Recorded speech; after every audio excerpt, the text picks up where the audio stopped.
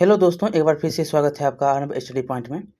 आज हम पढ़ने वाले हैं एनसीईआरटी और एससीईआरटी क्लास 7 का ये तीसरा अध्याय है। और ये दिल्ली के जो सुल्तान हैं उसका नाम है दिल्ली सल्तनत। और अफ़गान से तुर्क तक का जो शासन है वो ये आपको एससीईआरटी और एनसीईआरटी में दोनों सेम ही है, सब कुछ सेम है, क्वेश्चन भी आपको सेम ही मिलते हैं उसमें। ठीक है, तो पहले पार्ट में हमने 50 क्वेश्चन कर लिए थे, दूसरे पार्ट में जो है थोड़ा ज़्यादा क्वेश्चन होंगे जो कि बहुत ही महत्वपूर्ण होंगे। तो चलिए देखते हैं एक एक क्वेश्चन को। पहला क्वेश्चन है कि दिल्ली सल्तनत के शासकों के वंश को बढ़ते हुए कालखंडों में व्यवस्थित करना है। देखिए, बढ़ते हुए पहला आपको तुर्की, खिलजी, तुगलक, सैयद, और तब क्या आता है लोदी, तब आता है लोदी। तो ये सभी के सभी एक कालखंड में हैं। जो तुर्की होता है उसका शासनकाल कब से कब है, तो 1206 से 90 तक। और जो है खिलजी है उसका कितना है, 1290 से 1320 तक। और जो है तुगलक का कितना शासनकाल है, तुगलक का शासनकाल है 1320 से 1414 तक। और सैयद का 1414 से 1451 तक। उसके बाद है लोदी का जो 26 तक चलता है। ये हो गया दूसरा क्वेश्चन। चलेंगे यहाँ पर 1 2 3 सही है। अगला क्वेश्चन कि दिल्ली सल्तनत के अंतर्गत गैरिसन शहर का निर्माण किसने किया, किसके लिए किया जाता है। गैरिसन का जो है गैरिसन शहर का निर्माण किसके लिए किया जाता है। आंसर बताइएगा कि इसका जो है आंसर हो जाएगा, डायरेक्ट हम आंसर पढ़ेंगे। आंसर इसका हो जाएगा रक्षक सैनिकों के टुकड़ियों के रहने के लिए बने मजबूत किलेबंद शहर। ये जो होता था गैरिसन शहर होता था, जो रक्षक सैनिक होता था उसके रहने के लिए ये जो है किलेबंद बसाव होते थे और ये गैरिसन शहर कहलाते थे। चलिए आगे चलेंगे, तीसरा नंबर क्वेश्चन देखेंगे। दिल्ली सल्तनत का वह कौन सा शासक था जिसने अपना सैन्य अभियान मालवा के मांडू से लेकर देवगिरी और जो है यहाँ पर देवगिरी और कहाँ से कहाँ, तो द्वार समुद्र तथा मदुरै एवं जाबोर जैसे सुदूर दक्षिण भारत के राज्यों तक को विजित किया। मतलब दिल्ली सल्तनत का वह कौन सा शासक था जिसने अपना सैन्य अभियान मालवा के मांडू से लेकर देवगिरी और द्वार समुद्र तथा मदुरै एवं जाबोर जैसे सुदूर दक्षिण भारत राज्यों तक विजित किया। वो कौन सा था, वो था अलाउद्दीन खिलजी। वो कौन था, अलाउद्दीन खिलजी था। उत्तर यहाँ पर होगा अलाउद्दीन खिलजी। याद रखिएगा, यहाँ पर आपको याद रखना है कि ये जो है अपना अभियान इतना चलाता है। आगे चलेंगे, और जिन राज्यों को वो जीतता है वहाँ से जो है वार्षिक कर वो वसूलता है। आगे तीसरा हो गया। चौथा चलिए, नवाज के दौरान मुसलमान मक्का की तरफ मुंह करके खड़े होते हैं। मक्का की ओर की दिशा क्या होती है, पश्चिम की दिशा होती है। ये तो आप जानते ही हैं, पश्चिम की दिशा होती है। लेकिन यहाँ पर पूछ रहा है कि नवाज के दौरान मुसलमान मक्का की तरफ मुंह करके खड़ा होते हैं, मक्का की ओर दिशा को क्या कहते हैं। यहाँ पर बताना है मक्का की दिशा की ओर जो होती है उसको क्या कहा जाता है, तो उसको किबला कहते हैं। क्या कहते हैं, किबला कहते हैं। बी नंबर आपका जो है उत्तर हो जाएगा। आप देखते होंगे ना, जो पश्चिम की ओर होता है उसका जो भी मस्जिद देखेंगे तो वहाँ पर पश्चिम की ओर होगा मस्जिद में, और पश्चिम की ओर इधर। और लेकिन यहाँ पर कह रहा है कि नवाज के दौरान जो है मुसलमान मक्का की तरफ मुँह करके खड़ा होता है। मक्का की ओर दिशा को क्या कहा जाता है, तो मक्का की दिशा की ओर क्या कहते हैं, किबला कहते हैं। ये आपको याद रखना है। और ये जो है मस्जिद के किबला के आखिरी सिरों को जो है ममसूरा कहते हैं। ममसूरा, मस्जिद के किबला के आखिरी सिरों को ममसूरा कहते हैं। और मस्जिद के आंगन को सहन कहते हैं। मगर मस्जिद के आंगन को क्या कहते हैं, सहन कहते हैं। आगे चलिएगा, ये सहन है। आगे नंबर क्वेश्चन है कि दिल्ली सल्तनत के अंतर्गत बंदगाह शब्द किसके लिए प्रयोग किया जाता था। बंदगाह जो है किसके लिए, तो ये गुलाम के लिए प्रयोग किए जाते थे। बंदगाह जो होता था गुलाम होता था। गुलामों को फारसी में क्या कहा जाता है, बंदगाह कहा जाता है। और इन्हें सैनिक सेवा के लिए खरीदा जाता था। जैसे कुतुबुद्दीन ऐबक हो गया, गुलाम था गौरी का। फिर इल्तुतमिश हो गया, गुलाम था किसका, ऐबक का। ये गुलाम होते थे। और साथ ही साथ जो है उन्हें जो है कुछ राज्य महत्वपूर्ण पद भी दिए जाते थे, जैसे अब जो है ऐबक को दिया गया, जैसे इल्तुतमिश को दिया गया था। ये सारे आपको याद रखने हैं। चलिए आगे देखेंगे, ज़्यादा से ज़्यादा तो अपनी बेटी से भी शादी करवा देते थे गुलाम को। आप तो देखें ना कि ऐबक ने अपनी बेटी से शादी करवा दिया था ना। चलिए आगे है छठा नंबर, दिल्ली सल्तनत के संदर्भ में निम्नलिखित कथनों पर यहाँ पर विचार करना है कि कौन सा इसमें सत्य है।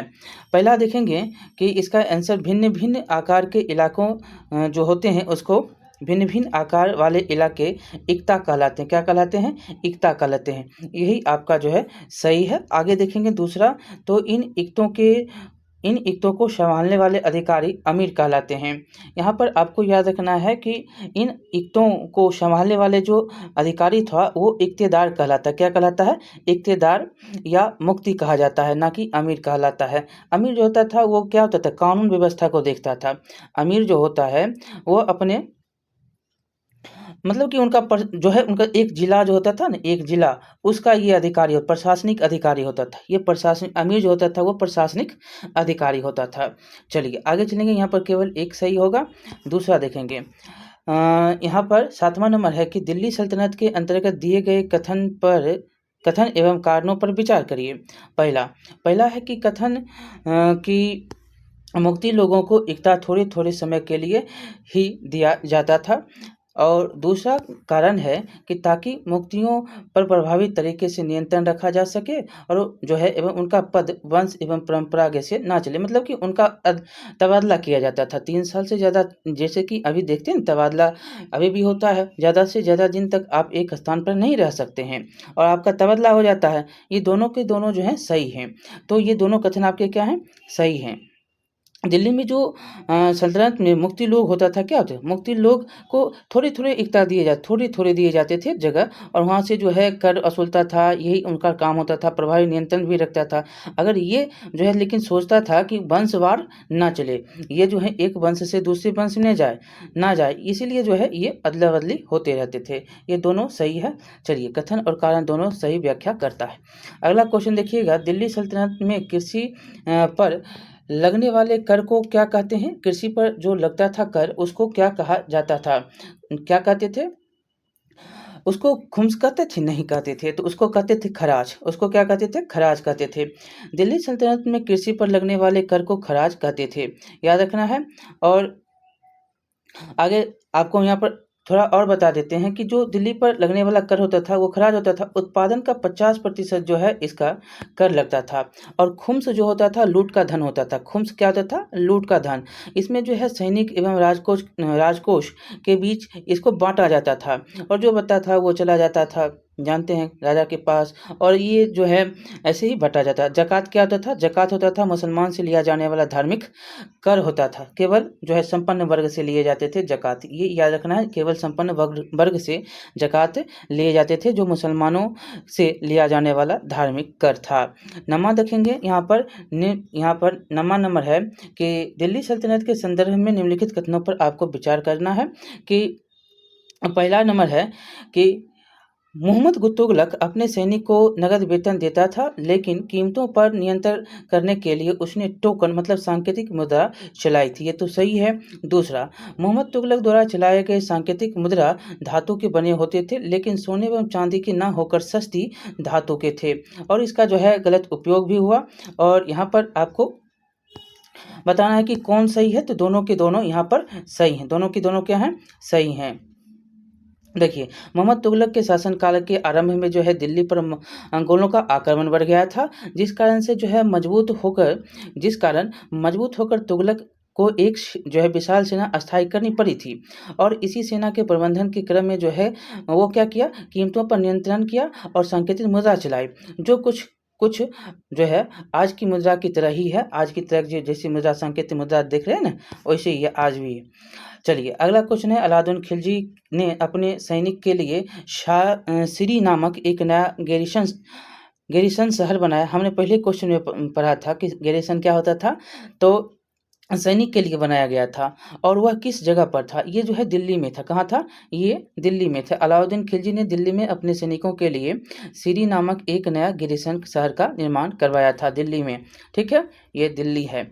आगे चलेंगे कि दिल्ली सल्तनत में बाजार नियंत्रण की नीति को किस सुल्तान द्वारा लागू किया गया? बाजार नियंत्रण की नीति जो है किसके द्वारा लागू किया गया था? अलाउद्दीन खिलजी के द्वारा।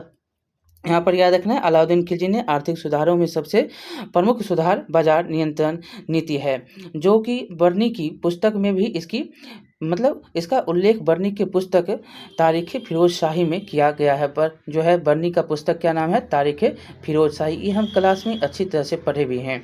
आगे है कि निम्नलिखित कथनों पर विचार करेंगे। अलाउद्दीन खिलजी के समय सबसे ज़्यादा मंगोल आक्रमण हुए, सही बात है।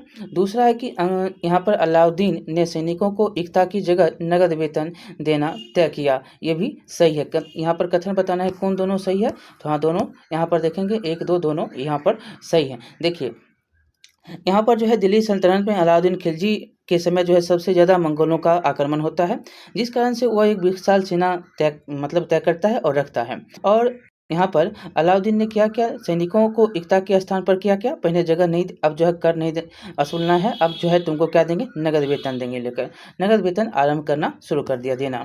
चलिए अगला क्वेश्चन देखेंगे कि नीचे दिए गए कथन एवं कारणों पर आपको ध्यान देना है। अलाउद्दीन खिलजी को की बाजार नियंत्रण नीति सैन्य हितों से परिचालित थी। कारण है दूसरा की कारण कि सैनिक अपनी आवश्यकता की वस्तुएं दिल्ली के व्यापारिक से खरीदते थे, व्यापारियों से, और जो है अपनी चीज़ों की कीमत बढ़ा देंगे। ये काम होते थे। ये दोनों के दोनों सही हैं। ये दोनों के दोनों क्या हैं? कथन कारण दोनों सही व्याख्या करता है। देखिए यहाँ पर आपको समझना है कि अलाउद्दीन खिलजी के समय जो है सबसे ज़्यादा मंगोल का आक्रमण होता है, तो जान ही गए आप, और वह एक विशाल सेना खड़ा करता है। और जब बड़ी सेना को संभालने के लिए विभिन्न प्रकार की प्रशासनिक चुनौती निपटने के लिए अलाउद्दीन खिलजी ने विभिन्न रूप से आर्थिक और प्रशासनिक सुधार लागू किए, जिसमें से प्रथम क्या था? जिसमें सर्वप्रथम बाजार नियंत्रण नीति ही था। ठीक है, आगे चलेंगे। यहाँ पर अगला की रुद्र माँ देवी किस वंश की शासिका थी? पहले पार्ट में हमने इसके बारे में पढ़ा था। कुछ बातें जो थी, ये काकतीय वंश की जो है शासिका थी। किस वंश की? काकतीय वंश की यह शासिका थी। रुद्रमा देवी आधुनिक जो आंध्र प्रदेश आप देख रहे हैं, वहाँ के वारंगल क्षेत्र में स्थित काकतीय वंश की यह शासिका थी। और रुद्रमा देवी ने अपने अभिलेखों में जो है अपना नाम पुरुषों जैसे लिखवाकर अपने पुरुष होने का भ्रम पैदा किया था, ये रुद्रमा देवी। अगला चलेंगे, 15 नंबर है कि मध्यकाल में रानी दिदिद्दा किस क्षेत्र की शासिका थी? ये जो है रानी दिदिद्दा किस क्षेत्र की शासिका थी? तो ये कश्मीर की थी। बी नंबर आपका उत्तर हो जाएगा, ये कश्मीर की शासिका थी। रानी दिद्दा जो है रानी दिद्दा नाम है। रानी दिद्दा जो है ये कश्मीर क्षेत्र की शासिका थी, याद रखना है यहाँ पर। और उसका नाम जो है दिद्दा का क्या कहते हैं? दिद्दा को आप बोलते हैं, ये जो दिद्दा है इसको क्या बोलते हैं? इसको बड़ी बहन के नाम से निकाला गया है। ये बड़ी बहन जो होती हैं उस प्रकार के होते हैं। और जाहिर है कि प्रजा जो है अपनी प्रिय रानी को शनि भरे शब्द से संबोधित करती थी, इसलिए जो है रानी दिद्दा के नाम से ये महिला जानी गई। मध्यकाल में रानी दिद्दा किस क्षेत्र से थी? तो ये कश्मीर से थी। इतना बात याद रखना है। आगे चलेंगे। शेरशाह ने निम्न में से किन युद्धों में हुमायूं को पराजित किया? कहाँ जो है हुमायूं को पराजित करता है, ये बताना है। तो चौसा को तो जान ही रहे हैं, बिलग्राम और कन्नौज को भी ये आपको पता है, लेकिन देहरिया वाला ये गलत है। देहरिया वाला गलत है। चौसा और बिलग्राम या कन्नौज का क्षेत्र जो है वहाँ पर हुमायूं को वो पराजित करता है। ये इसमें देखेंगे तो 1 और 2 आपका सही है। देखिए शेर खां था, ये इसका नाम जो था क्या था? शेर खां। जब ये रहता है यहाँ पे तो इसका नाम क्या बन जाता है? शेर खां बन जाता है शेरशाह। और यहाँ पर याद रखना है कि 1539 में चौसा के युद्ध में हुमायूं को बुरी तरह से पराजित करता है, 1539 में। और इसके बाद जो है क्या होता है? शेर खां ने इस युद्ध के बाद अपने को सुल्तान घोषित कर दिया और शेरशाह की उपाधि ली। जब ये उपाधि कि यह सुल्तान जब बनता है तब शेरशाह बनता है। पहले इसका शेर खां का नाम था, उसके बाद शेरशाह बनता है। ठीक है, और उसके वजह है उसने शीघ्र ही बंगाल पर अधिकार कर लिया और पूर्व में मंगलों की शक्ति को पूर्णतः नष्ट कर कन्नौज पर कब्जा कर गया। पुनः उसकी जो शक्ति थी मुगलों की बंगाल में उसको नष्ट कर दिया और जो है वह कन्नौज पहुँचता है। अब कन्नौज जब पहुंचा तो कन्नौज में बिलग्राम के जो है युद्ध होते हैं। कन्नौज में क्या बिलग्राम के युद्ध होते हैं 1540 में। 139 में होता है चौसा का, 1540 में होता है बिलग्राम का। इसमें हुमायूं जो है पूरी तरह से पराजित होता है और वह भाग जाता है। उसके बाद जो है उसका कहानी फिर आता है 1555 में, फिर जो है हराता है इसके वंशज को और जो है फिर शुरू होता है मुगल शासन। ठीक है, चलिए अब जो है यहाँ पर और इसके शेरशाह के नियंत्रण के बाद जो है यहाँ पर द्वितीय अफगान जो साम्राज्य की नींव पड़ती है। लेकिन यहाँ पर आपको याद रखना है कि 2 युद्ध होते हैं 1539 एक होता है चौसा का, एक होता है बिलग्राम का। दोनों में जो है हुमायूं हारता है।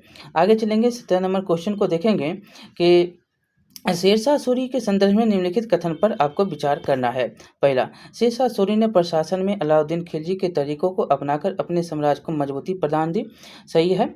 दूसरा है कि मुगल सम्राट अशोक ने शेरशाह की प्रशासन व्यवस्था को अपनाया। ये भी सही है। एक अलाउद्दीन की अपनाता है, एक जो है शेरशाह का अपनाता है। ठीक है, ये प्रशासनिक शेरशाह ने अपने प्रशासनिक सुधार के लिए जो है अपने राज्य की हित की रक्षा के लिए, प्रजा के उद्धार के लिए जो है ये सारे काम कर रहा था। बहुत सारे काम कर रहे थे और इसी में जो है असैन्य और आर्थिक सुधार भी उसने किए थे। और जो है यहाँ पर याद रखना है कि वो जो है मुख्य रूप से अपने कानून व्यवस्था के लिए बहुत ही जाना जाता है। कानून व्यवस्था के लिए कौन? तो शेरशाह जाना जाता है। और शेरशाह की यही प्रशासनिक व्यवस्था को कौन? अकबर ने क्या किया? अपना लिया। अकबर ने उसको ग्रहण कर लिया। आगे चलेंगे। इब्न बतूता किस देश से भारत आया था? तो बहुत ही सिंपल क्वेश्चन है, बार बार आपसे पूछा जाता है। ये कहाँ का था? तो ये था मोरक्को का। ये मोरक्को का, याद रखिएगा। ये 14वीं सदी में जो है इब्न बतूता भारत आता है। अफ्रीका देश कहाँ? अफ्रीका देश मोरक्को से। ठीक है, अगला क्वेश्चन देखिएगा कि निम्नलिखित में से किसने सबसे अधिक दिनों तक शासन किया? तो ये सबसे ज़्यादा शासन करने वाला कौन था? तो मोहम्मद बिन तुगलक था। मोहम्मद बिन तुगलक जो है सबसे ज़्यादा दिन शासन करता है। अगला क्वेश्चन देखिएगा, मोहम्मद बिन तुगलक निम्नलिखित में से किस विधा में निपुण था? खगोल शास्त्र भी था, गणितज्ञ भी था और आयुर्विज्ञान भी इसके गुण थे। तो ये सभी के सभी उसके सही हैं। मोहम्मद बिन तुगलक ने निम्नलिखित में से किस एक नवीन विद्या की स्थापना की? वो कौन सा नवीन विद्या था जिसकी मोहम्मद बिन तुगलक ने स्थापना करता है? तो अमीर ए कोही की स्थापना ये करता है। आगे चलेंगे। मोहम्मद बिन तुगलक ने दिल्ली के स्थान पर नवीन राजधानी किसे बनाया? ये तो क्वेश्चन हमने पहले भी पढ़ा है। ये जो है दौलताबाद बना देता है दिल्ली की जगह। बहुत सारे मतलब कि बहुत सारे लोगों की मृत्यु होती है। 1/3 लोग तो जाते जाते मर जाते हैं। चलिए अगला देखेंगे कि मोहम्मद बिन तुगलक हिंदुओं के लिए जो है किस त्यौहार में भाग लेता था? हिंदू के किस त्यौहार में जो है मोहम्मद बिन तुगलक भाग लेता था? तो होली में जो वो भाग लेता था। ये नंबर उत्तर हो जाएगा। मध्यकालीन यात्री एवं लेखन इब्न बतूता किस देश का निवासी था? अभी तो हमने पढ़ा मोरक्को का ये निवासी था। अगला चलेंगे। निम्नलिखित में से किस 25 नंबर है कि निम्नलिखित में कौन पहला सुल्तान था जिसने भारत में सांकेतिक मुद्रा का प्रचलन किया? अभी तो हमने ऊपर पढ़ा है। कौन था? यही मोहम्मद बिन तुगलक था। और आगे चलेंगे। 26 नंबर, किसने सल्तनत काल में डाक व्यवस्था का विस्तृत विवरण दिया है? किसने डाक व्यवस्था के विस्तृत जो है विवरण देता है? तो ये था इब्न बतूता जो है डाक व्यवस्था का विवरण देता है। आगे चलेंगे। 27 नंबर क्वेश्चन, जो है मोहम्मद बिन तुगलक ने कौन सा सामाजिक कार्य किया? मोहम्मद बिन तुगलक जो है कौन सा सामाजिक काम करता है? तो यहाँ पर याद रखना है कि वो सती प्रथा को रोकना चाह रहा था। सती प्रथा पर रोक जो है ये करना चाह रहा था। ये सामाजिक काम कर रहा था। अगला क्वेश्चन देखिएगा कि मुरीस जिसको मोरक्को कहते हैं, यात्री इब्न बतूता किसके समय में भारत आया था? अभी तो आप इतना बात पढ़ रहे हैं कि बता सकते हैं अब किसके समय में भारत आया था? तो ये मोहम्मद बिन तुगलक ही था। इसके समय में भारत आया था और इसी का जो है बहुत काम किया था। आगे चलेंगे कि सर्वप्रथम लोक निर्माण विभाग की स्थापना किसने की? सर्वप्रथम जो है लोक निर्माण विभाग की स्थापना कौन करता है? तो ये था फिरोज शाह तुगलक ने ये लोक निर्माण विभाग की स्थि। अगला क्वेश्चन कि दिल्ली के किस सुल्तान ने सबसे अधिक नहरों का निर्माण करवाया? ये भी बहुत बार जो है क्वेश्चन पूछा गया है। ये था फिरोज शाह तुगलक। यह जो है दिल्ली का सुल्तान था जो सबसे ज़्यादा है नहरों का निर्माण करवाने वाला था। अगला क्वेश्चन देखिएगा, फिरोज शाह तुगलक के शासनकाल में किसकी अधिकता थी? फिरोज शाह जो है तुगलक के शासनकाल में किसकी अधिकता थी? तो गुलामों की अधिकता थी। गुलाम जो है बहुत ज़्यादा थे। ये नंबर आपका उत्तर होगा। अगला देखेंगे, निम्नलिखित में से कौन सा शहर फिरोज शाह तुगलक द्वारा स्थापित नहीं किया गया है? फिरोज शाह तुगलक के द्वारा जो है कौन सा शहर स्थापित नहीं किया गया? वो था फतेहपुर। ये जो है फतेहपुर जो है ये स्थापित फिरोज शाह तुगलक के द्वारा नहीं किया गया। फतेहाबाद, जौनपुर, हिसार ये इसके द्वारा किया गया शहर है। चलिए आगे चलेंगे। फिरोज शाह तुगलक द्वारा निम्नलिखित में से किसकी गुणवत्ता में सुधार हेतु उपाय किए गए थे? किसके लिए? तो फलों के। ये फल का बहुत ही शौकीन था, बहुत सारे बगीचे भी लगाए थे। चलिए, फिरोज शाह तुगलक ने निम्नलिखित में से किस पर जो है सर्वप्रथम जजिया कर लगाया? सबसे पहले जो है जजिया कर ये किस पर लगाता है? तो ब्राह्मण पर लगाता है। किस पर? तो ब्राह्मण पर। ए उत्तर हो जाएगा। अगला देखिएगा, लोगों में आपसी सूझबूझ विकसित करने हेतु फिरोज शाह तुगलक ने किस विभाग की स्थापना की? किस विभाग की स्थापना की? तो अनुवाद विभाग की ये स्थापना करता है। आगे चलेंगे, नासिरुद्दीन मोहम्मद तुगलक के शासनकाल में निम्नलिखित में से किस का आक्रमण हुआ था? इसके शासन में महमूद तुगलक के शासनकाल में जो किसका, नासिरुद्दीन महमूद तुगलक के शासनकाल में किसका होता है? तैमूर लंग का आक्रमण होता है। तैमूर लंग का। आगे चलेंगे, तैमूर लंग किस वर्ष भारत पर आक्रमण किया है? तैमूर लंग जो है भारत पर सबसे पहले आक्रमण किया है 1398 में। 1398 में। चलिए आगे चलेंगे कि दिल्ली सल्तनत के, अगला क्वेश्चन, दिल्ली सल्तनत के तुगलक राजवंश का अंतिम शासक निम्नलिखित में से कौन सा था? ये था आपको नासिरुद्दीन महमूद। नासिरुद्दीन महमूद जो था ये तुगलक वंश का अंतिम शासक था। आगे चलेंगे, तैमूर के आक्रमण के बाद भारत में किस वंश की राज्य की स्थापना हुआ था? तैमूर जब यहाँ पर आक्रमण करता है तब कौन वंश आता है? तो सैयद वंश। सैयद वंश का जो है यहाँ पर राज्य स्थापित होता है। बहलोल लोदी की महत्वपूर्ण उपलब्धि यह थी कि, अगला क्वेश्चन, बहलोल लोदी की महत्वपूर्ण उपलब्धि यह थी कि उसने निम्नलिखित में से किस राज्य के विरुद्ध सफलता पूर्वक जो है युद्ध किया था? यह सफलतापूर्वक किसके साथ युद्ध किया था? ये जौनपुर के साथ युद्ध किया था। बी नंबर उत्तर हो जाएगा। चलिए, निम्नलिखित में से सल्तनत शासकों में से कौन अफगान मूल के थे? कौन जो था वो अफगान मूल का था? ये था लोदी। ये जो लोदी है ये अफगान मूल का था। ये आप तो जानते हैं ना कि लोदी वंश की स्थापना होती है ये अफगान का। और जो है आगे चलेंगे, सैयद तुगलक और खिलजी ये सारे जो थे ये तुर्क थे। चलिए यहाँ पर देखेंगे 42 कि किस मध्ययुगीन सुल्तान को आगरा शहर की नींव डालने एवं उसने सल्तनत की राजधानी बनाने का श्रेय जाता है? तो किसको जाता है? तो ये जाता है आपको सिकंदर लोदी को। किस मध्ययुगीन सुल्तान को आगरा शहर की नींव डालने एवं उसे सल्तनत की राजधानी बनाने का श्रेय जाता है? वो था सिकंदर लोदी। आगे चलेंगे, सिकंदर लोदी किस उपनाम से अपनी कविताओं की रचना करता था? ये तो अब जानते हैं ही, गुलरुखी जो है गुलरुखी के नाम से ये रचना करता था। आगे चलेंगे, आगरा नगर की स्थापना किस शासक ने की? आगरा नगर की जो है स्थापना कौन करता है? तो ये सिकंदर लोदी ही करता है। सिकंदर लोदी से 3 क्वेश्चन 4 क्वेश्चन आपको मिलने वाले हैं। लोदी वंश का अंतिम शासक कौन था? तो लोदी वंश को कौन हराया था अंतिम शासक के रूप में? बाबर ने हराया। तो ये कौन था? इब्राहिम लोदी। 1526 में हार जाता है। आगे चलेंगे, यहाँ पर 46 नंबर, सल्तनत काल में किस भाषा को राज्य भाषा की दर्जा दिया गया था? ये तो जानते हैं कि फारसी भाषा था। फारसी भाषा जो था ये राज भाषा का दर्जा मिला हुआ था। अगला क्वेश्चन है, सल्तनत काल के अधिकांश अमीर एवं सुल्तान किस वर्ग के थे? तो ये सबसे ज़्यादा तो कहाँ के, किस वर्ग के? अभी आपको हमने बताया थे तुर्क के थे। सबसे ज़्यादा जो सल्तनत काल के अधिकांश और अमीर एवं मुसलमान किस वर्ग के? तो तुर्क के थे। चलिए आगे चलेंगे, यहाँ पर सल्तनत काल में दीवान ए अमीर को ही विभाग निम्नलिखित में से किससे संबंधित किससे संबंधित था? तो ये था आपको कृषि से। किससे था? ये आपको कृषि से था। सी नंबर हो जाएगा उत्तर आपका। अगला क्वेश्चन है, निम्नलिखित में से किस शासक ने दीवान ए अमीर को ही विभाग की स्थापना की? अब बताइए, दीवान ए अमीर को ही की जो है विभाग की स्थापना कौन करता है? तो ये करता है मोहम्मद बिन तुगलक। कौन करता है? मोहम्मद बिन तुगलक ये करता है दीवान ए को ही अमीर को ही का स्थापना। और अगला है कि निम्न में से कौन सा जो है शरिया द्वारा स्वीकृत नहीं था? तो ये था विवाह कर जो था वो स्वीकृत निकृषि था, और मुस्लिम नहीं गैर हिंदू से किए जाने वाले कर भी था, व्यवसाय भी था, और जो है ये विवाह कर था। ये जो है शरिया द्वारा स्वीकृत नहीं था तो वो विवाह कर था।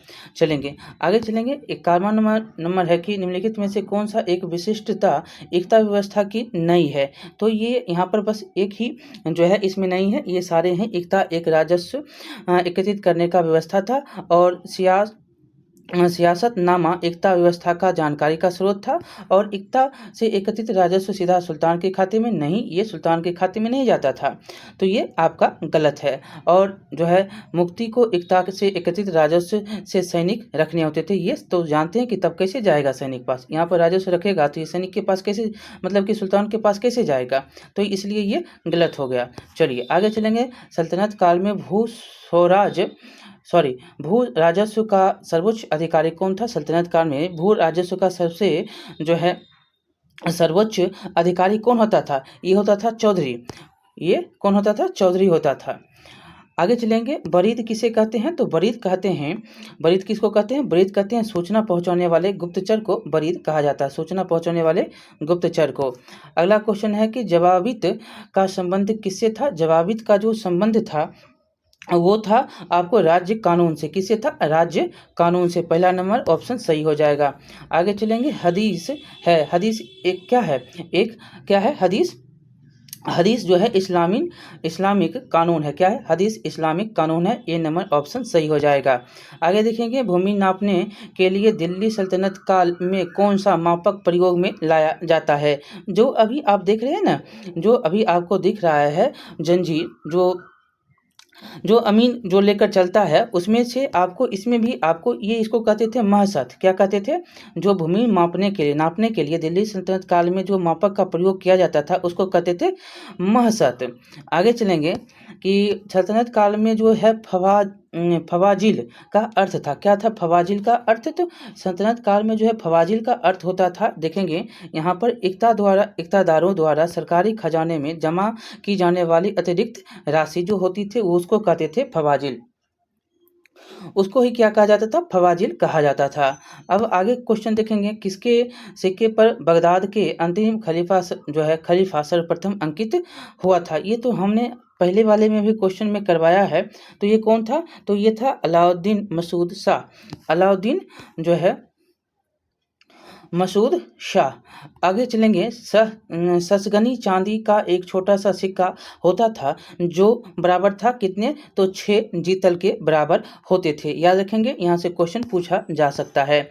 निम्न में से कौन सही सुमेलित है? यहाँ पर सही सुमेलित आपको बताना है कि कौन सा है। बस एक ही यहाँ पर सही सुमेलित है, वो है मुहियान गुप्तचर, और सारे के सारे जो हैं ये आपको गलत सुमेलित हैं। आगे चलेंगे। यहाँ पर 61 नंबर है कि निम्नलिखित में से कौन सा सही सुमेलित नहीं है? तो इसमें सही सुमेलित जो है खोजना है कि नहीं है।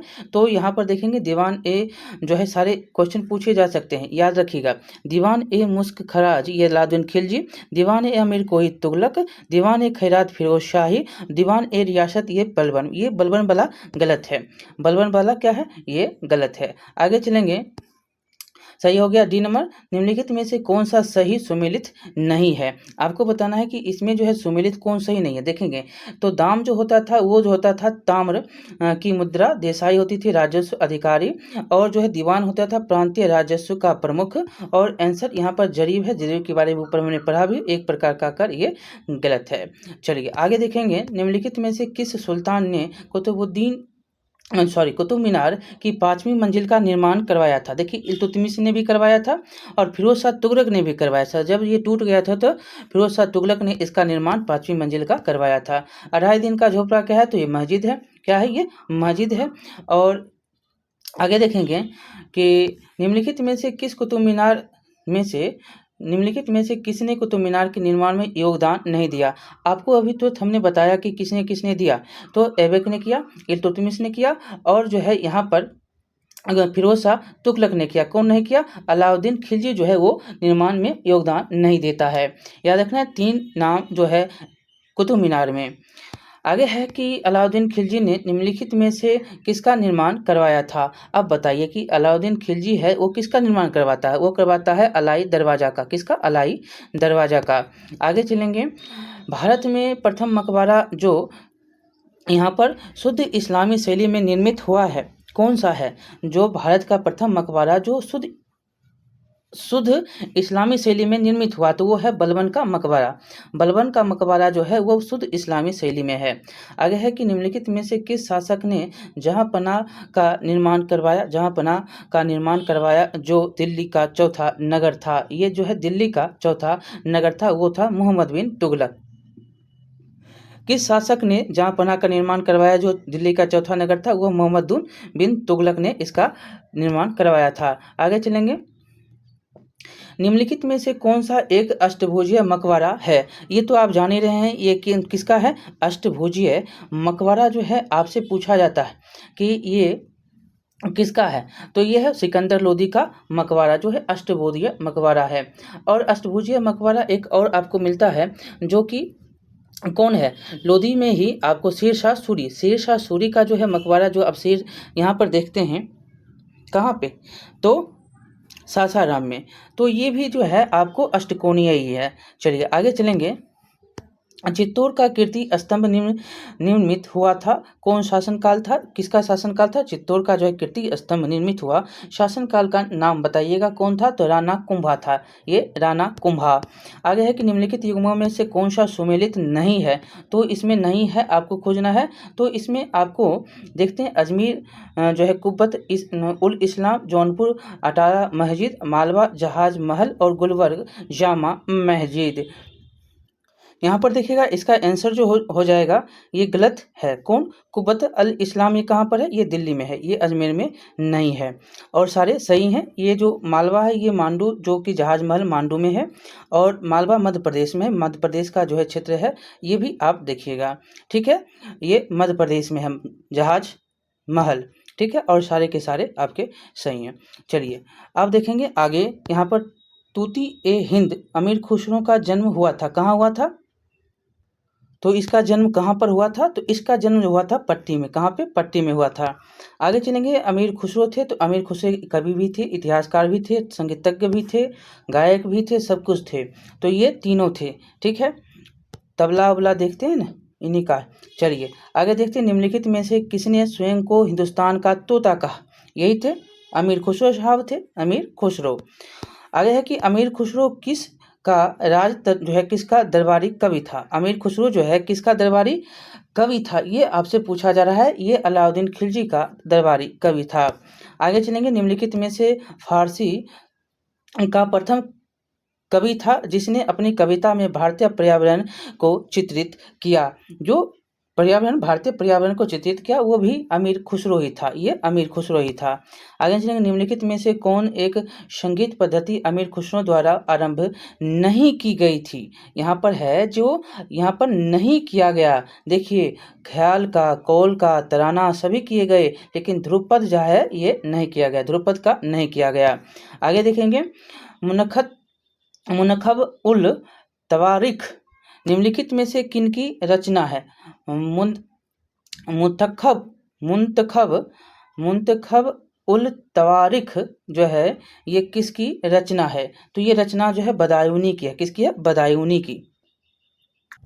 तो इसका आंसर क्या हो जाएगा? बदायूनी। चलिए आगे देखेंगे कि बादशाहनामा किस साहित्यकार की रचना है? बादशाहनामा जो है किसकी रचना है? ये जो है अब्दुल हमीद लाहौरी की ये रचना है। बादशाहनामा किसका? अब्दुल हमीद लाहौरी की। अगला है, दिल्ली सल्तनत के किस साहित्यकार ने ताजुल मासीर ग्रंथ की रचना की है? ये कौन थे? तो ये थे हसन निजामी। ये हसन निजामी थे जिसने दिल्ली सल्तनत के साहित्यकार ने जो दिल्ली सल्तनत के साहित्यकार के ताजुल मासीर ग्रंथ की रचना की, तो हसन निजामी थे। तुगलकनामा तो आप जान ही रहे हैं, तुगलकनामा की रचना किसने की थी? तुगलकनामा की जो है रचना अमीर खुसरो के द्वारा किया गया। आगे देखेंगे, निम्नलिखित में से कौन सा राजपूत जो है राजा संगीत पर एक पुस्तक के लेखक के रूप में जाना जाता है? ये कौन था? तो ये राणा कुंभा था। ये राणा कुंभा था। चलिए आगे देखेंगे, निम्नलिखित में से तारीख ए फिरोजा शाही के रचनाकार कौन है? कौन है तारीख ए फिरोजा शाही के रचनाकार? तो ये हैं शम्स ए सिराज अरीफ, और एक और हैं, इसके दो लेखक हैं, और जो हैं एक हैं जियाउद्दीन बर्नी। ये दोनों जो है मिलकर ये लिखे हैं तारीख ए फिरोजा शाही। ठीक है, शम्स ए सिराज अफीफ और जियाउद्दीन बर्नी, दोनों का इसमें मिश्रण है। चलिए आगे देखेंगे, 13वीं और 14वीं शताब्दी में भारतीय कृषक खेती नहीं करते थे। किसका नहीं करते थे? तो उसमें जो है मक्का की खेती नहीं होती थी। मक्का की खेती नहीं होती थी। डी नंबर आपका सही है। अगला है कि आईने अकबरी सॉरी आईने उल मुल्क मुल्तानी ने इनमें से किस शासक के अधीन सेवा नहीं की थी? तो ये कौन था? तो ये इल्तुतमिश। इल्तुतमिश के जो है आईने उल मुल्क मुल्तानी ने इल्तुतमिश के अधीन सेवा नहीं किया। अलाउद्दीन तुगलक फिरोज शाह जो है समय में इसकी सेवा होती है।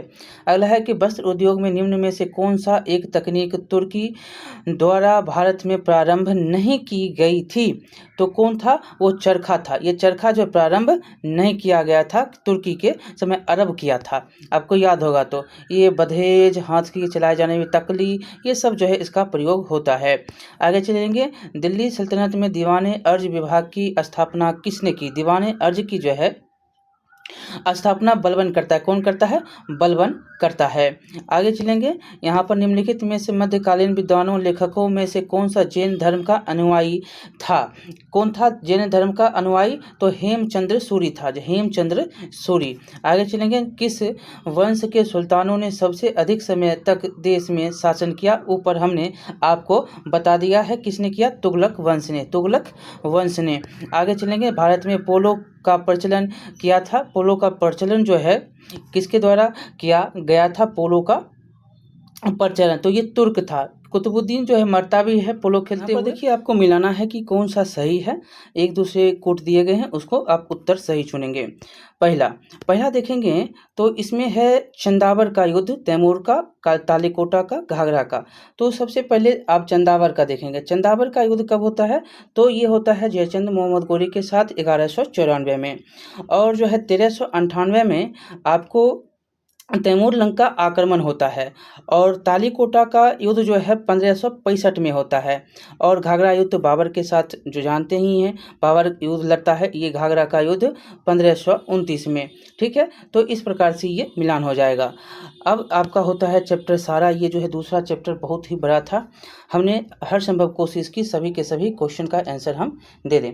तो जो भी गलत हुआ होगा तो आप बताइएगा, उसको सही किया जाएगा। और मिलिए अगले चैप्टर में। लाइक करिए, शेयर करिए, सब्सक्राइब करिए। बहुत बहुत धन्यवाद।